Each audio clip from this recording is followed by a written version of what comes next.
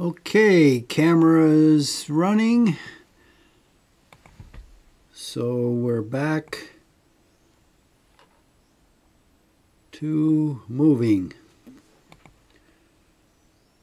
And this is turn 5 in the game. 5 out of 36 turns. So where are we? Oh, this is the first corps south of the Ligny battlefield, moving up.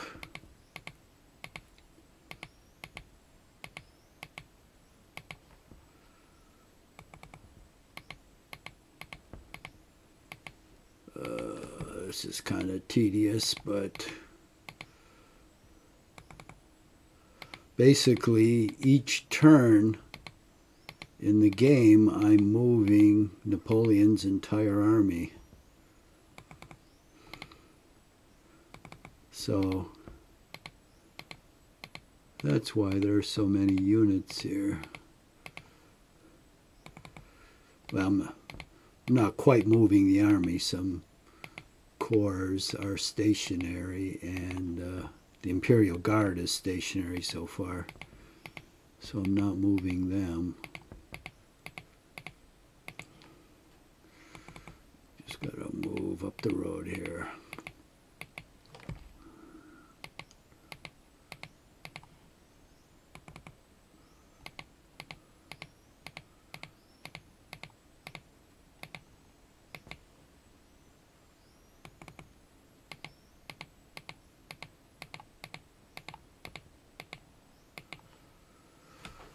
Oh, all those units.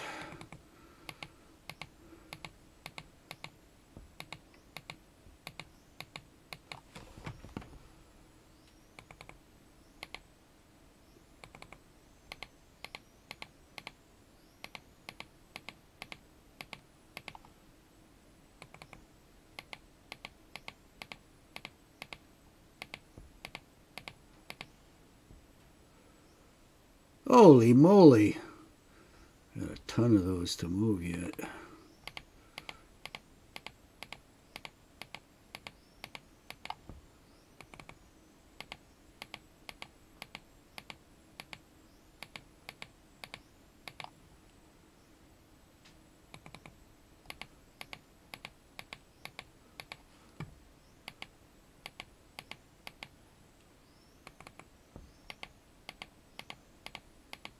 Okay.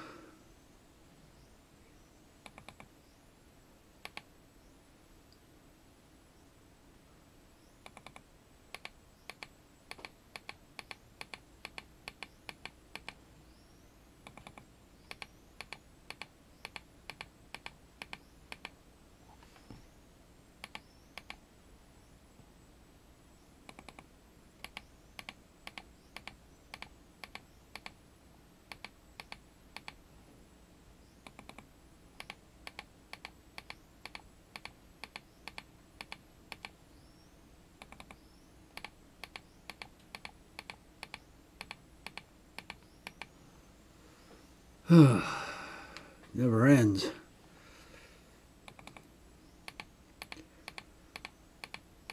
Hope my finger lasts. Starting to get tired. I've done a bunch of these videos today.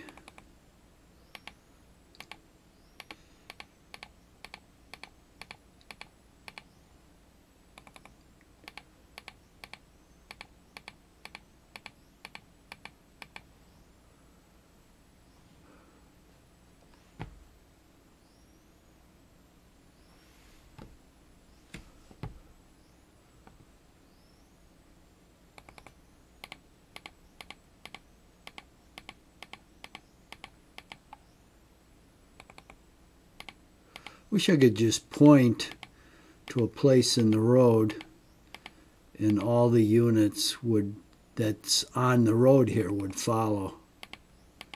Wouldn't that be nice?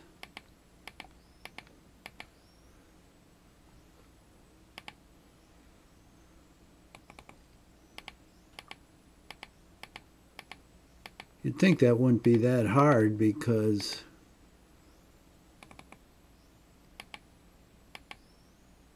the program can identify the road hex and it can identify where the units move. So basically, the program should just say follow that previous unit. You could press an F key on the first unit and then maybe click on the last unit, and that whole row just follows each other up the road. That would save about 1 billion clicks.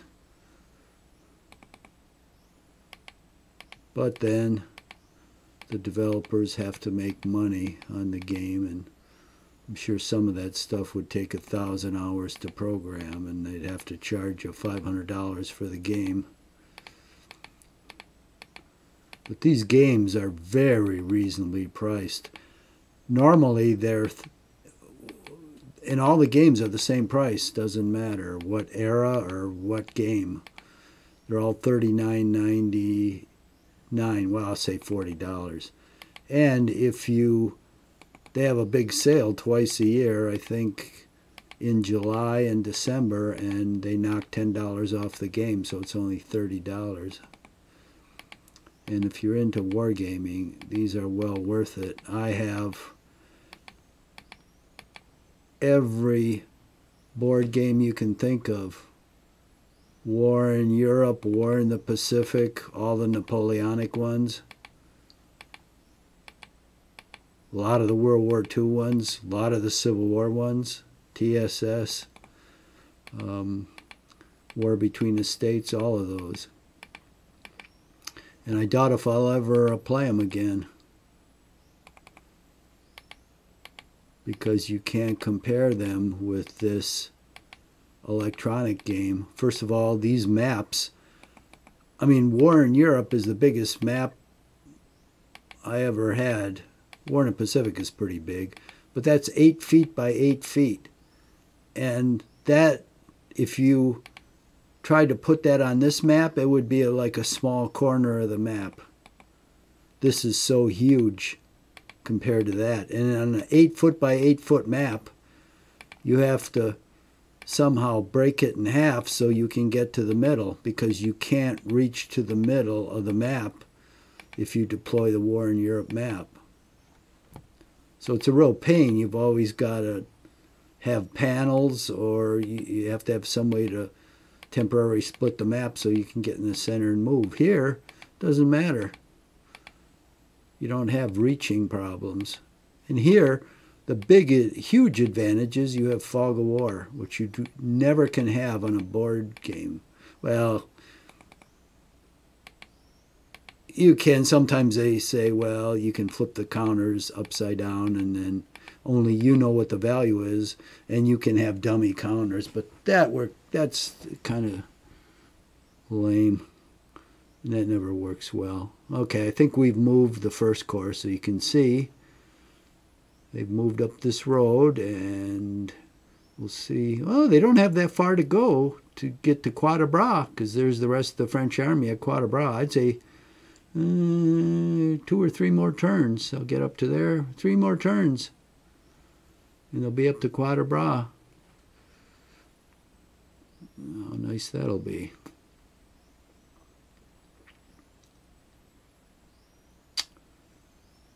Okay, all this stuff is moved, I believe. And so Quatre Bras should be all done. Now, what I'm going to do is I'm going to chase down the road here. Since this is such a narrow defile,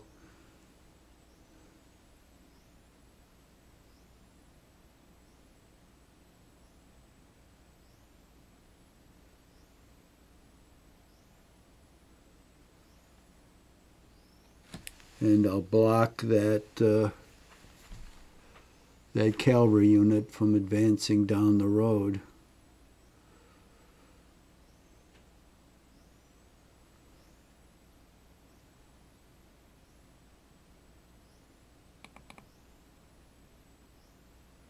And this one I'll go one more hex down here because that's high ground and I can see all the way down the road here. So if something comes up there, I can see. And I think this concludes the movement around Quatre Bras. Now let's use the jump screen. And this is, see, this is the whole map. You see what's on this screen is inside this red box. But look at the rest of the map. I mean, it's ginormous. I don't know how many feet wide it is. I bet it's 15 feet wide and maybe 16 or 17 feet tall. How are you going to set that up on a war game? So all I have to do is click on where I want to go, and it takes it there. And if I pull up the jump map, it makes the square, which is the area of the monitor, it pulls it over to where the center where I clicked.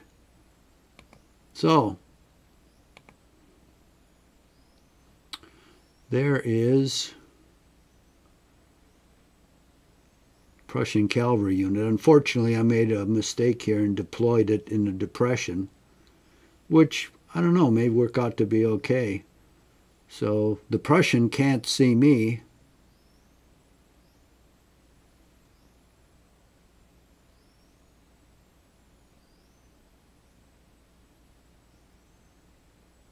I don't know how I'm able to see him. What unit can see him? I don't think it's this unit right here because it's at a lower level. I don't know who's seeing him.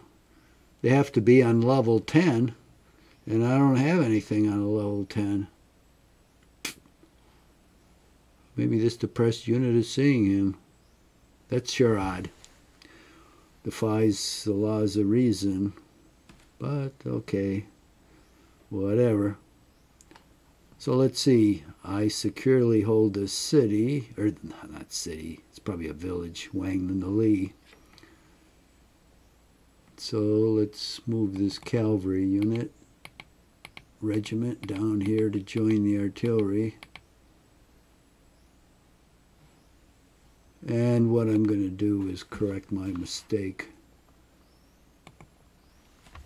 So I'm going to limber up the artillery, move up here to level 10 so I can fire on that unit. And I don't think I'll be able to unlimber. Nope, probably won't have enough movement points, but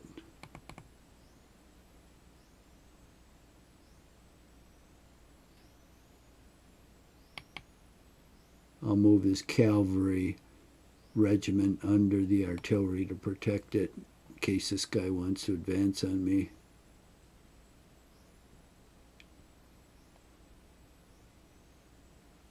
If he can charge that far off.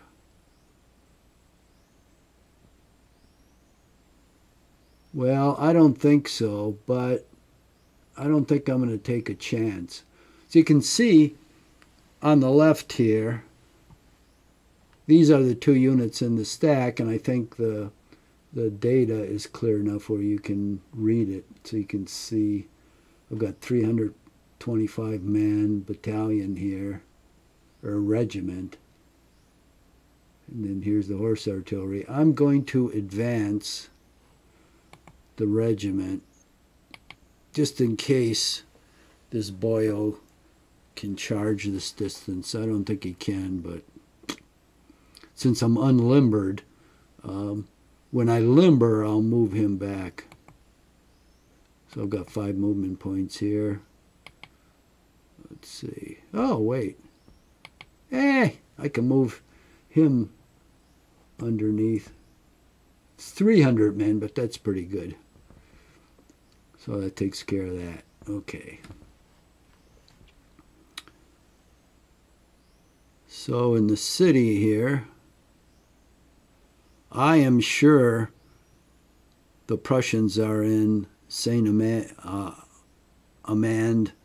La Haye.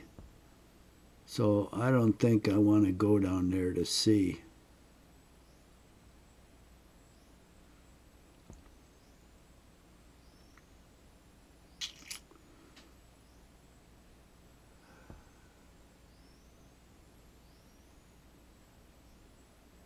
I don't see any advantage in going down there to fight them. So I'm going to deploy from column to line. So I have a lot of firepower in case they come up and want to dispute my possession of the city.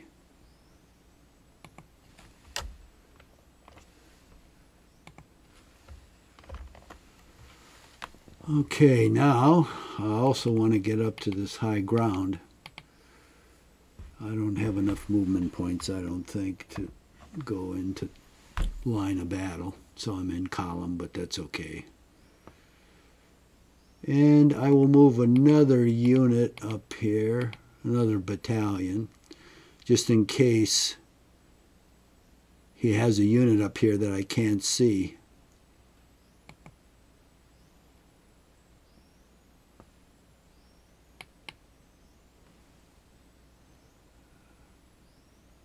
Now, elevation is 375 feet.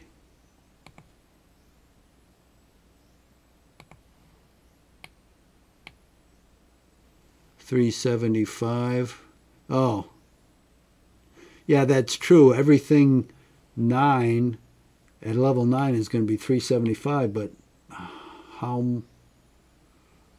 what kind of a crop is that? Let me go to parameter data and help. Let's see if I can find.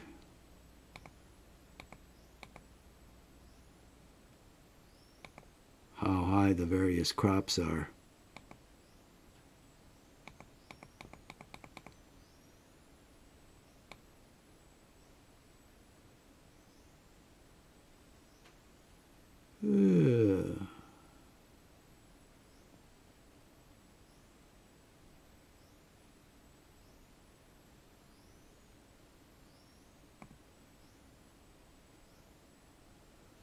Seems to me it should be somewhere here. There's the movement cost.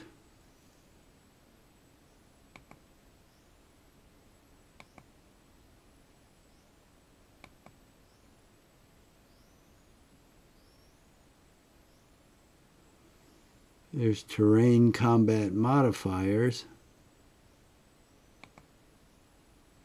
Huh. Height values, here we go. Okay, a village is 10 meters. A meter is like 39 inches, so that's like a yard. Right? So that a village is 30 feet high. Orchard is 15. Those are trees. But there's no place that tells you which of these hexes is an orchard. Marsh rough is a meter. Meter is 3 feet, so you can still see. A forest is 12 meters. Okay, 36 feet. Chateau is 10. A man is 2.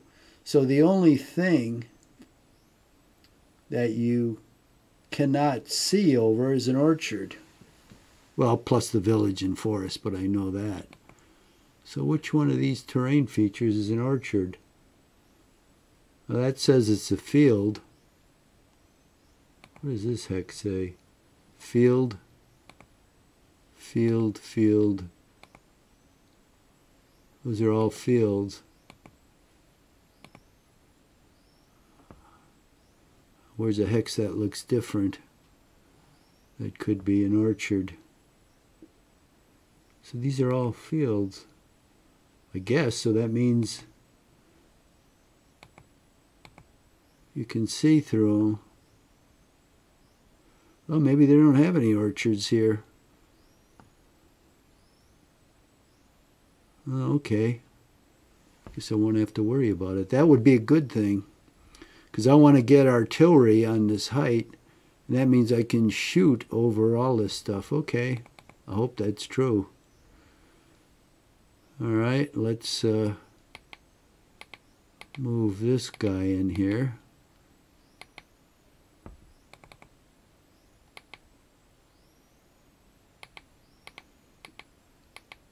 Well, can't quite move up there, but I will next turn. And let's hold these two village hexes just in case he tries to sneak through these woods and get around me. Okay, so that division is holding Wang Li, which is apparently on the right flank of the Prussian army. I think the flank of the Prussian army is down here in Saint Amand La Haye, which is good. And I'm sure they're in Saint Amand here too. But I've got that blocked off. Okay, so let's continue moving around the flank now that we got that settled. We'll come over here and support this cavalry. Oh, we'll be there in another turn.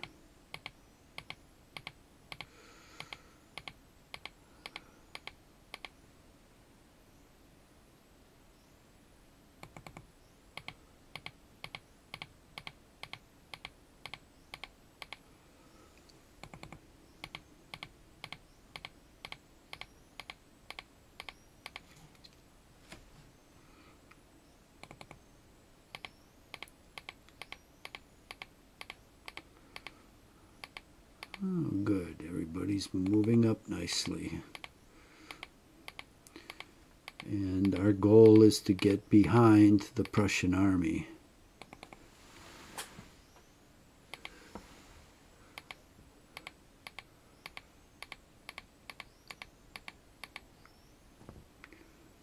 Okay. Boy, that trail is really hard to see through these woods. They should have made the woods lighter. They made the woods too dark. And they should have made this road hex like gold or tan or something so you could see it better. But they did make the woods too dark. So you got to be careful here, because if you go off the road, you're going to be disordered. All right. And if you're disordered, you're useless for a while. Let's see if this cavalry regiment ever recovered. It's still disordered, and it's got the brigade commander on top of it. And it's B morale. Of course, it recovers by a die roll. I think it might be a die roll of 1 or 2. So who knows how many randomizer die rolls it'll take before that unit is not disordered.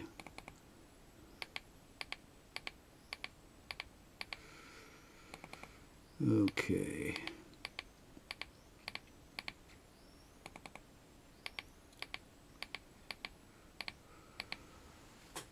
Oh, before I forget, I'm pushing these supply units overland because they will go really slow along this path in the woods. It'll actually delay everything. It's just better to move them here, and then when the road opens up, move them on the road there. I learned that from the last game. Okay, let's go. Go, man, go.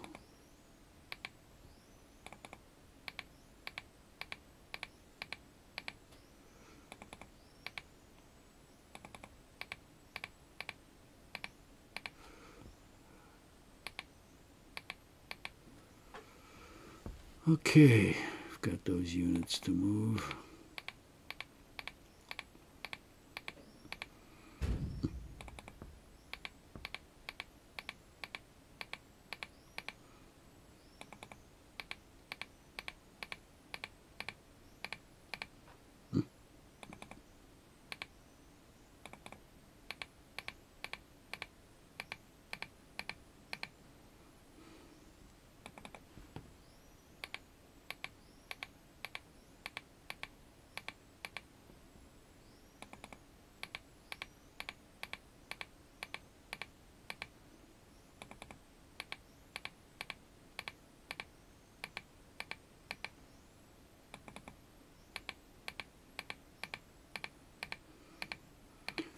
Okay.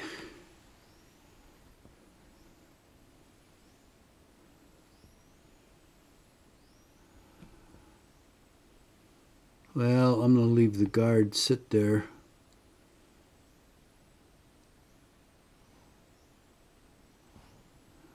Even though the road's empty. Because I'll clog up the road for sure. And I'd rather move the guard last because that'll be my reserve in case something unforeseen happens. Okay, so the units in this area disappeared. And hopefully my understanding is, well, there's some sort of ridge here. The elevation goes up to a 10. So let me go up there and see if I can see anything. Because I don't want anything to sneak by me. So if I get to the 10 next turn, right there, I should be able to see over this whole area to see if anyone is trying to sneak by. Maybe behind this hedge. I don't see any different terrain here. It's showing everything as a field. Well, how can that be? Why do they have the different colors? They should have just used one color. Everything, no matter what the color, turns out to be a field. And maybe they mean it's a crop field. Well, got no information on it, so what can I say? Okay, this appears to be okay. The cavalry is coming up here. Now, holding that hex, they have to, in order to, they can't just move down the road now. They've got to go over this this hedgerow. And I'll be bold.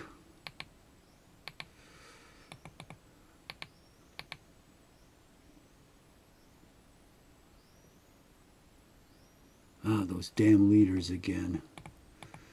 Let me put those towards the rear. All they do is junk everything up. There's so many of them, Jesus.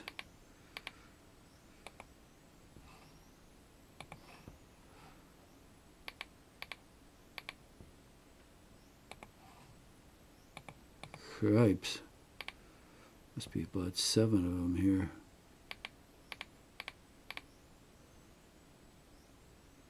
Look at them, they're everywhere. Practically, what do they have? Regiment commanders here? That's ridiculous.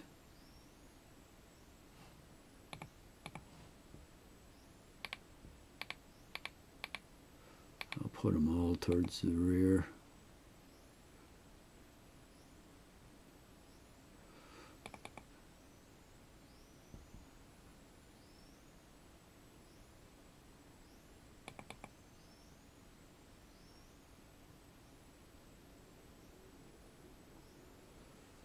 Now I've got 2 brigades here. Whoop, 2 more leaders. Jesus.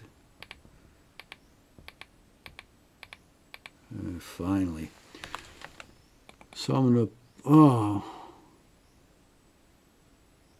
I've got the red one up there. I've mixed these brigades. I shouldn't have done that.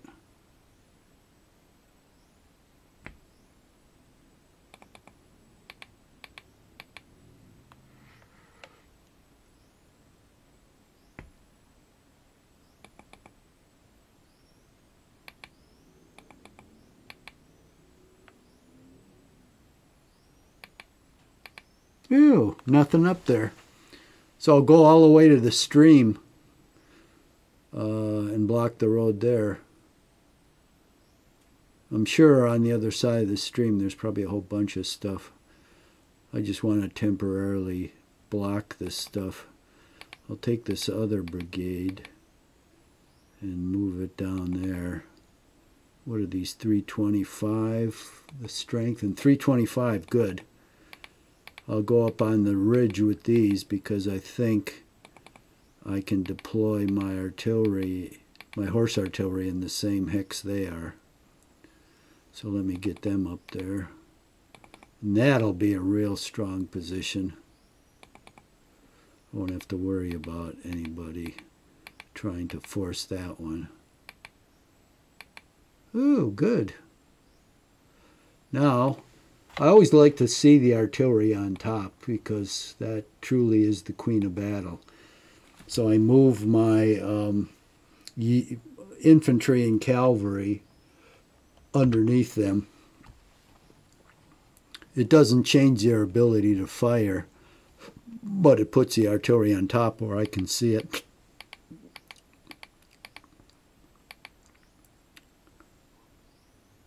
Which makes it much better for, now it's still limbered because I don't have enough movement to unlimber, but I'll unlimber next time, which will be excellent.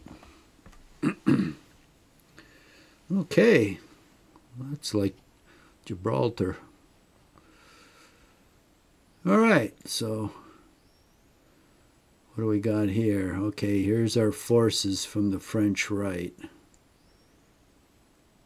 So now we'll take to the road there.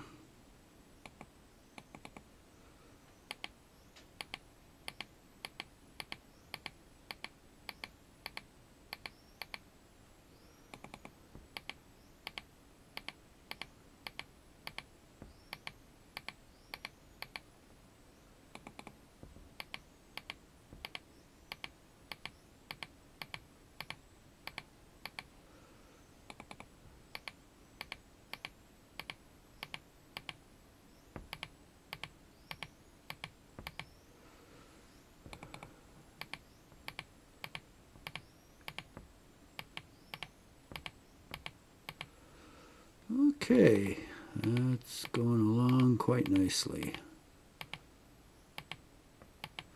Once I swing... Ah, shit. Oh, I shouldn't say that. I went past the road.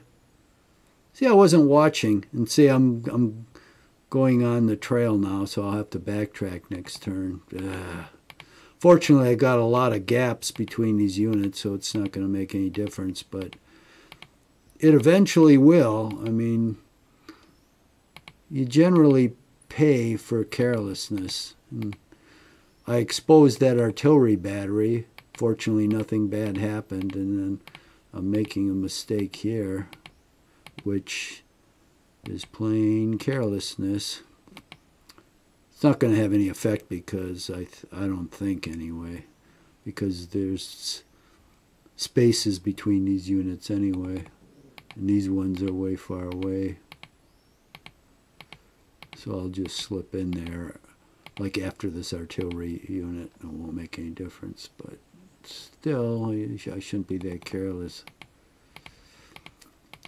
So as soon as all the units on the French right flank are in motion north on that road, then the guard will fall in as the last unit, or the last formation. Oh shit. I just thought of something. Ugh. Why? For 4 turns I haven't moved this or this core back here. Ah, Jesus. Jesus help me. 4 turns I neglected to move this core, and it was the 6th Corps or something back there. And it's got to go up this road. Well, actually, it may not... Well, no, it won't make any difference. Because these units, if I had moved it up there, it would be headed towards this road now, and it would have held up all these units on the right flank, which means they would have been exposed for for an attack. So if I move it now, which is good, and all these units clear this area, then I'll move it behind them, and then the guard behind there. So I think I got lucky on this again. But Jesus, I'm worse than Napoleon.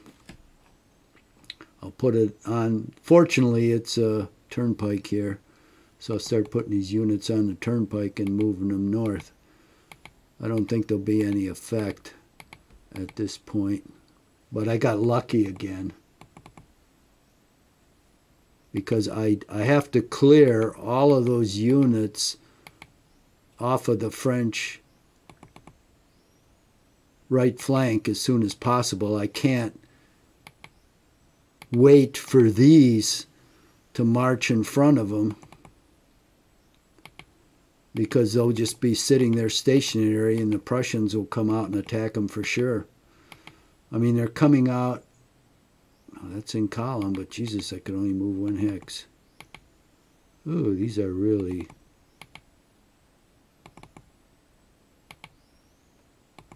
Oh, moving in the woods is so bad.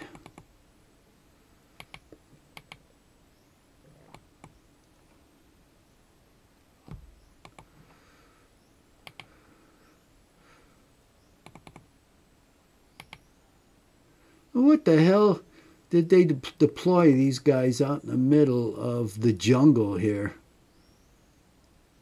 That's what it is. Who would do that?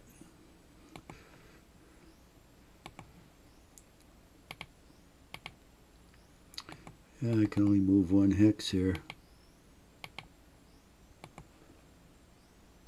Fortunately, this artillery is limbered. But still, let's see if I can move that artillery on. Oh, good. Move the supply. Here's another limbered artillery. Good. Well, okay. This could have been worse.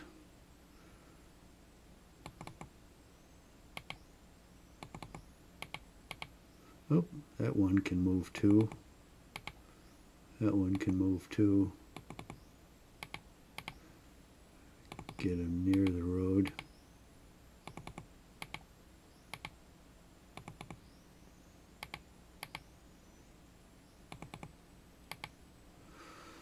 Well, that's all I can do. I guess I'll attribute that to being a memory fart. Okay, let's all line these guys up alongside the road, so when the infantry passes, these can hop right on.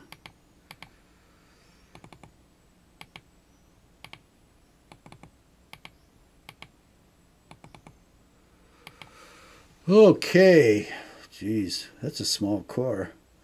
And a lightweight one. I noticed some of the battalions were only 100 men. I don't know how useful that one's going to be except for cannon fodder. Okay, let's get back to business here on the French right flank.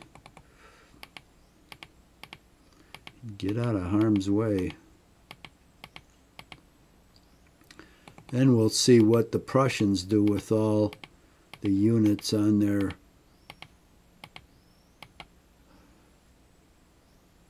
left flank when they don't see anything in front of them. Will they go north and try to intercept the flanking move? Maybe. We'll see. Or they'll just sit there like bumps on a log and wait for something to happen. That would be nice if they did that. Well, these guys are really getting out of here. Getting out of Dodge fast.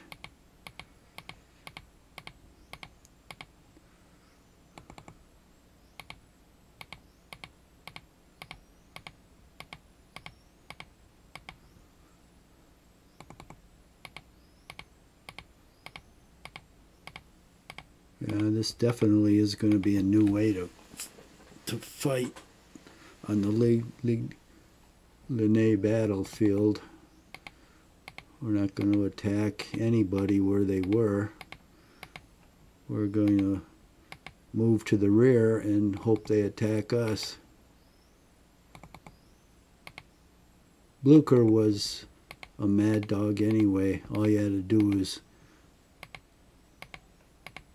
wave a sheet in front of him and he'd attack like a bull. Instead of only Gneisenau basically made all the plans for the Prussian government, and only when they started their attack, they'd go to Blucher and say, "Attack!" And then he'd grab his sword, and he was just like Ney. He'd go to the front of the attack line, even though he commanded the army, and with a sword in his hand, he'd say, "Follow me." And Ney did the same thing. He'd neglect all of his corps commander duties and fight as a grenadier. And so when he was there in the front line, like he was with the cavalry charge, that big cavalry charge, no one was directing his corps. Well, maybe his operations officer was or something. That's why he should have been with the Guard. I mean, he would have been perfect. All Napoleon would have to do is say, "Charge that hill and take it." And that Ney could understand. And he would have done it perfectly. What a shame. Well, Napoleon had been fighting for what, 17 years? That's a long time. Look at all the battles he had. Alexander the Great, what did he do? He fought like 4 or 5 battles. Sharona, Issus, Gaugamela. He did a siege at Tyre. That really doesn't count. What after Gaugamela? It was Hydaspes River against the Indians. That was it. And he got the reputation above Napoleon of being, you know, the most outstanding general of history. I think Napoleon's number 2. And look at how many battles Napoleon fought.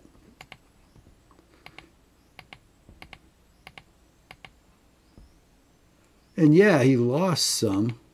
Aspern, Essling, obviously Waterloo.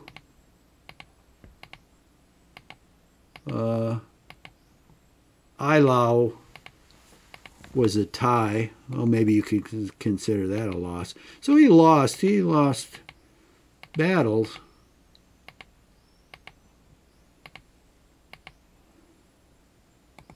But he had to fight a lot more of them. And Alexander, who did he fight against? Well, he fought against the Greeks at Sharona. I don't even know if they had a decent leader at that battle. You know, it was all these individual Greek states.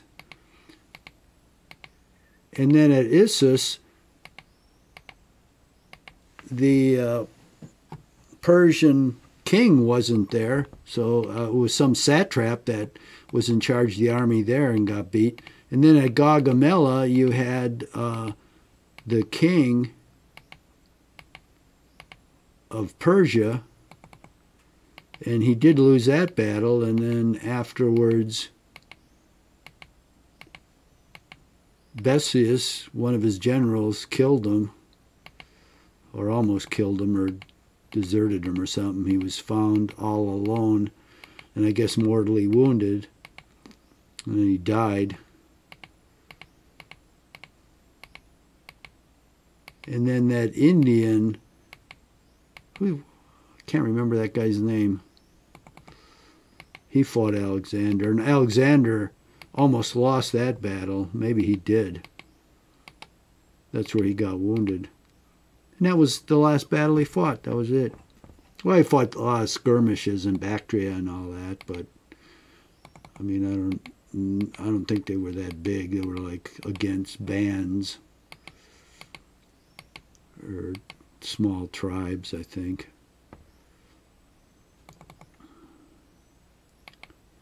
But he's known as the history's greatest commander. And I think Napoleon is beneath him, and then Robert E. Lee, I think, is like 5th or something. And he fought a lot of battles, too.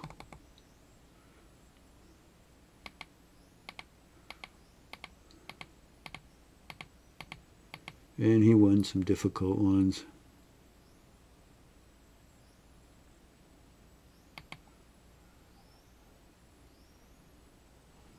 Oh, where the hell am I here? I'm losing track of things. Oh, this is all that's left? Wait.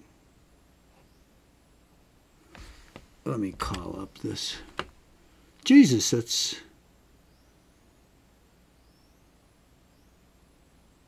pretty good.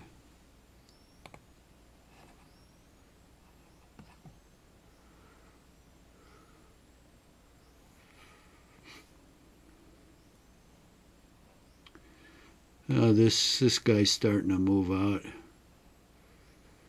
Okay.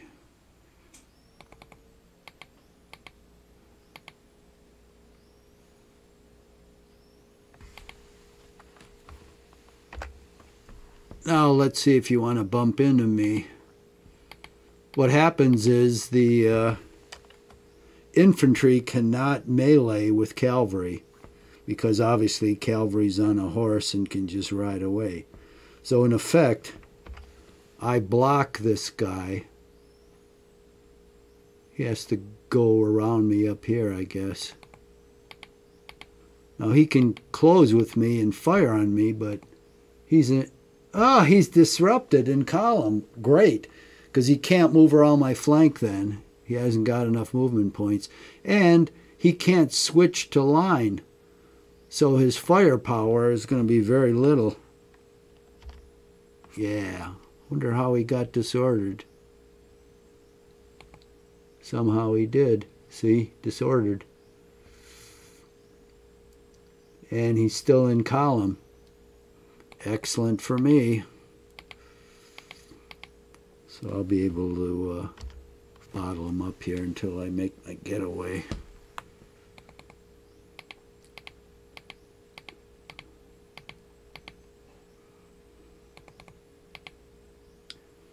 I wonder what he's moving on this cavalry for. If he stays in front of me, I can charge him.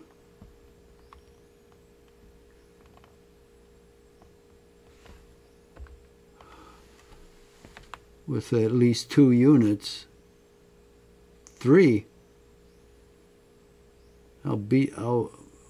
Well, I'll only be able to disorder him unless I surround him. Yeah, that's true. All he'll do is get another disorder. And I'll probably get a disorder too. Yeah, so that wouldn't be a good idea. But if he wants to come up and fire on me, that's okay. He's not going to get many casualties.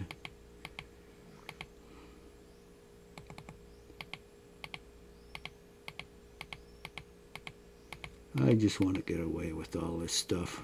That's all I'm interested in.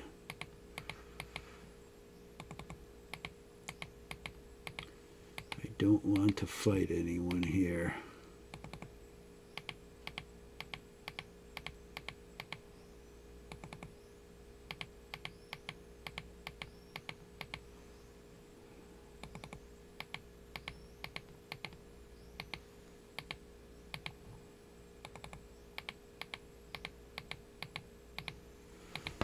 Okay, I think that's all my movement. Okay, I got him bottled up. I'm still up here. When the tail of my column gets to about right here, that's when these guys will fall back. I don't want these guys advancing and trying to move around me. 1 or 2 more turns is all I need. Well, this guy, I think I'll move right up to this stream.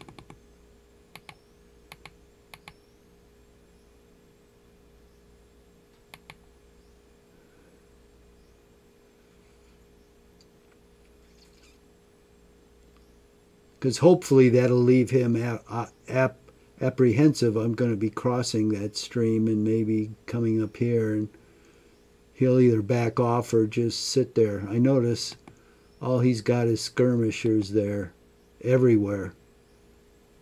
So that's just like probably a holding operation for him, which suits me well enough. Okay, I think we've completed our movement. Let me check that out. Got it. Makes me mad. Well, see, this is how Napoleon at Waterloo forgot to move that Fourth Corps. He forgot he had it. Well, I did the same thing. So I suppose I can't badmouth Napoleon for something like that, because it's exactly what I did. Okay, we're all set. Oh, is he going to have any firing on me? I don't think so. I don't see where it'd be from. There may be some at Quatre Bras. He's got that artillery unit. So we'll see. Allied defensive fire. Let's see where he fires on me. He fired on me there, no effect. 5 men. 4 men. 1 man. That's skirmish fire. 3 men. Geez, 1 man. 19. 1 man. Would you fire a unit for a casualty of 1 man when you could run out of ammo? Okay, offensive French fire. Well, I guess I'll have a little at furnace just went on, in case you're wondering what that god-awful sound is. So we'll go over here. Oh, and I got the artillery in place. Let me check the time. 53 minutes. Jesus. Okay. I'll probably just do this firing and that'll be it. So, oh, I've got this line unit here. Let's see what he can do. 3 men. Boy, that's nothing to brag about. This guy got 4 men and he's a skirmisher. Gets more casualties than an entire battalion. 1 man. Okay, let's see if I can fire over the heads of my cavalry here. This is unlimited. See, it says it can fire. If it can't fire, it'll say it can't fire. Oh, 8 men. That wasn't very much, but it can fire. That's a good thing. This other battery. 5 men. Boy, that's pretty shitty. 13 men. That's a column. I don't know how big. It's not very good.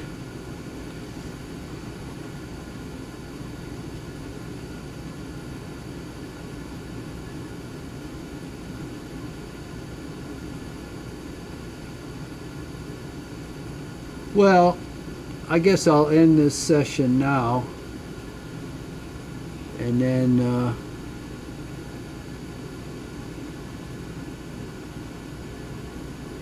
we'll continue it in the next one.